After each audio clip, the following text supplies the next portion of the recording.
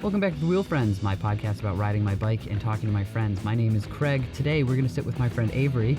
He's going to tell us about the Windy City Classic Bike Polo Tournament. We're also going to talk about his experience in the world of bike polo, as well as the company that he co-founded. So stick around after this.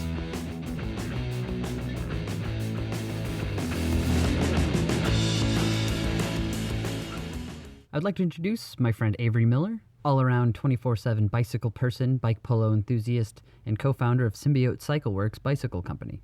On June 29th, I met up with him at Grand Rapids' Belknap Park to talk about the sport. What was the thing you went to this weekend? We went down to the Windy City Classic. They call it a classic. It was the first one. It was a polo tournament in Chicago. I guess I never thought about how classics works. It does seem like an antiquated term. The tournament was also in memoriam of two people who are both still very alive. Well, that's cool. At least it's they're taking it they're not taking it too seriously like some bike-related sports. Fair. At one time or another, I think both these guys had quit playing polo, but still, that's what they also chose a to funny name it reason. Oh man, could you imagine like your buddy gets married and you throw a big in memoriam party? It's not like a bachelor party. It's just worse. It's a memorial for his single life. So long, Dave. It was great hanging with you. What a time. Well, that's sweet. But actually one of the guys who the tournament was named after showed up and played, and I think did quite well. That must be when kind of like showing up to your own funeral.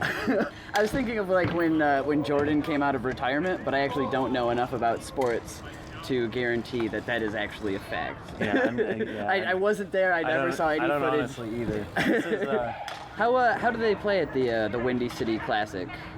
There's a range. You have everybody. I noticed at previous events here, we got a lot of out-of-town people to come play, but I thought they played in a style that was way more aggressive than what we see typical Thursday night pickup. Yeah. Is that? It is. It's way more intense than what you're looking at right now, because what you see out here is four people. Well, no, we have three people who played polo for a while, who all went to that tournament this weekend. We have three people who have probably showed up to anywhere between 3 and 10 nights of bike polo in their whole entire life. Yeah. So it's just a real chill atmosphere here. We're just trying to make sure everybody has fun and enjoys the sport. For sure. Do you know the whole origin of bike polo and everything? I think they played on grass 100 years ago. It's the mechanical horse, Yeah, I think it was, I want to say 1860s in Scotland, but yeah. Voiceover Craig will handle that. Traditional bike polo was invented in 1891 in Ireland. It was similar to horse polo, except on bicycles, so players rode around in the lawn using wooden mallets, hitting a 2.5-inch ball. It was revived by bike messengers. Naturally. Yeah, got into it playing in the off shifts. I think probably mostly on the West Coast. Modern bike polo, or hardcourt bike polo, is traditionally played on a harder surface, like an abandoned tennis court or an abandoned parking lot. You hit a street hockey ball with a mallet you made yourself, but don't you dare make your mallet out of PVC. The rules are 3-on-3, first to 5 points, and it is a contact sport. You can smack a person's mallet with your mallet, you can hit their bike with your bike, you can hit their body with your body, but don't you mix any of those up. Also, don't be a dick. You'll never see so many jorts in one place as at a bike polo tournament. Yeah, you gotta heckling's a huge part of it. Yeah, for sure. You gotta, make sure everybody knows when they mess up. Just hassle them. I don't know. We give each other a lot of shit out here. We give each other a really hard time, and it's all in good fun. What's the raddest thing you've ever seen out here? The raddest thing I've ever seen? yeah. What's the, I don't know. Oh, that was good pretty move. Rad. She touched the ground. And don't let your foot touch the ground. If there's one thing about bike polo you gotta know, it's don't let your foot touch that ground. If it does, you have to smack the wall in the center court before you can play again. Cardboard used to be out here, and he would just do tricks while the rest of us played polo. That was pretty exciting. He was out like He got a little bored with us. it's like the Harlem Globetrotters of bike polo. Yeah, basically. Yeah. Except we weren't trying to look bad at that point. I've only seen like 2 of the big bike polo events here. Halloween, which is we do that every October. It's a good time. Yeah, That's like a party. Like a 3-day Yeah. 3-day weekend. How many people did we get last year? I don't know, 80 or something. It's pretty good. And it was just a good time. There's kind of 2 types of bike polo tournaments. You have qualifiers, and then you have just like tournaments that are a good time. And bike polo tournaments range in intensity from one where, say, the playoff is a triathlon in which the other 2 sports are foosball and flip cup.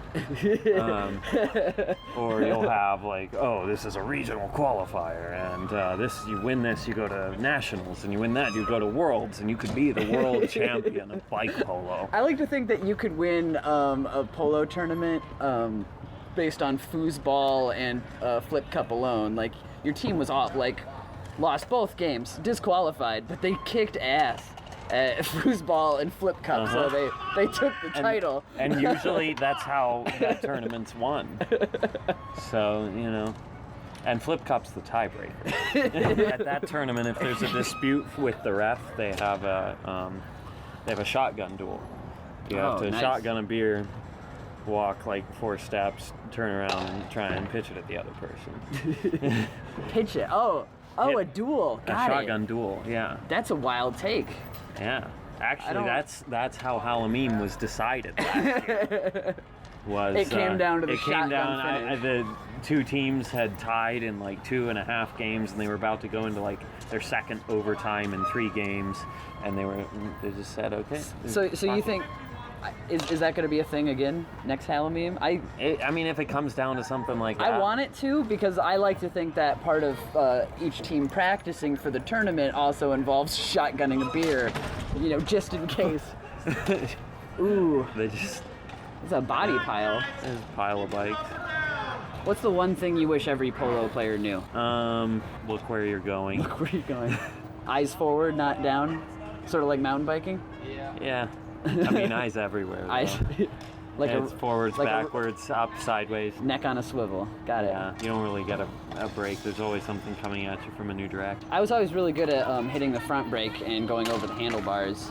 I was my own worst enemy out on the polo court. Yeah, and when you start running hydraulic disc brakes on a track bike maybe. What is the most like expensive polo bike you've seen? Because hydraulic brakes this is basically a demolition derby. Right. And so putting hydraulic brakes on your polo bike, you gotta be serious about it. Right, and then you get a disc guard for your rotor. Yeah, most expensive polo bike. I don't know, there's definitely people out there with probably like $1,500, $2,000 into polo bikes. Maybe more, honestly. You get the good velocity wheel set for $500, a good steel frame for $800. There's a lot of other solutions to make a cheaper polo bike. Yeah, what are we looking at? That looks like a Pure Fix there. We got a Pure Fix. That looks like a Pure Fix. All City. All City. We got a Schwinn. Schwinn, yeah. The Frontier making an appearance. Another basic mountain bike. I traded that one to James there for 60 PBRs. That is a way to do that. I picked it up on the side of the road and I made it into a single speed, and I got 60 PBRs out of it. So it worked out. But like, what if you wanted to start from scratch, build one? The cheapest possible. You'd probably set one up for a couple $100, like really nice. We could ask Lewis how much his cost at the Spoke Folks. I want to say they'll do it for like 60, but like yeah, probably. So like you gotta get the hookup. Having a polo bike is all about having a hookup. Is that just a rigid mountain bike, or is that a cruiser? It's an early '90s rigid mountain bike. Which you can probably steel find frame. Any Goodwill. Yeah, Goodwill, Craigslist. You know, just wherever people sell bikes locally. A lot of Facebook groups out there. This would probably be the bike swap. Oh, I hit the wall. No. So the most expensive polo bike out there, of course, is David's. Yeah. That's a Symbiote. That's your... It used to be mine, yeah. Yeah. That's like probably my favorite bike I've ever had. It's been difficult to live without it. But I'm getting another one, so everything's okay. Symbiote is part your baby, right? That company? Yeah. I do the web design and the logo design. I help with geometry, frame geometries. How does the bike ride? How are we setting it up? I was looking at your line of bikes online. You can do a mountain right now, adventure, road, fixie, polo. Is that what you guys specialize? Yeah. Like that's pretty much. It's a pretty big range, and the mountain open-minded would include, spread of bicycling culture. Yeah, I would say like the big things that we're into, just like the two of us that are doing it, would be like bike packing and mountain biking, and then I'm into polo, and he's really into doing like gravel and just being out, being out in nature on your bike. That's kind of the thing for both of us. Yeah. So these bikes get us there. I don't know. The other one that I have is it's a mountain bike. It's a bike packing bike. Yeah. And that thing's taken me everywhere. I took it to Sweden. I took it to Florida. I took it to New Mexico. It's ridden. So it's been all over the world, really. And yeah. Yeah. Can I ask if business is good? Business? I mean, it's as fast as we can make them. We both still have day jobs, but Aaron knocks out about a frame a month, it seems. And so, we generally have two, three people waiting all the time. He did a baby blue one for that guy in Toronto, right? Yeah. Yeah. I saw that on your Instagram. Yeah, that was thing's pretty hot. dope. And then there's a clear one in Minneapolis. And then I'm about to get one that's probably going to be clear too, because these welds are just too pretty. Clear as in like no paint on it? Right. Yeah, well, nice. Clear powder coat. Oh, yeah. Yeah, it's like it's something to use on outdoor furniture. It's not really, you don't see it on a lot of bikes. Sweet. Sounds awesome. But man. yeah, leave all those handmade joints exposed. And with that, we conclude another episode of The Wheel Friends. If you're interested in checking out Bike Polo firsthand, we're actually hosting a pretty major tournament September 28th through October 1st in Grand Rapids called Ladies Army 9. And the whole purpose of the tournament is to celebrate women, trans, and femme players in the bike polo community. So it's a really cool thing. You should definitely come out, check it out. If you're interested, check out the complete schedule of events, all the details at ladiesarmy9.com. Big thanks to my friend Avery for sitting with me today. You can check out the company that he co-founded and all the bikes that he helps design at symbiotecycleworks.com. If you're interested in learning about the sport of bike polo, check out 321polo.net. I think they're the go-to resource for polo. And also check out our Bike Polo on Reddit. Pretty strong community there. And they should have links to find polo groups that might be near you. For inquiries, you can shoot us an email at wheelfriendspodcast@gmail.com, or you can shoot us a tweet at thewheelfriends, or you can find us on Facebook, Instagram. We lock down the social medias. So until next time, ride safe.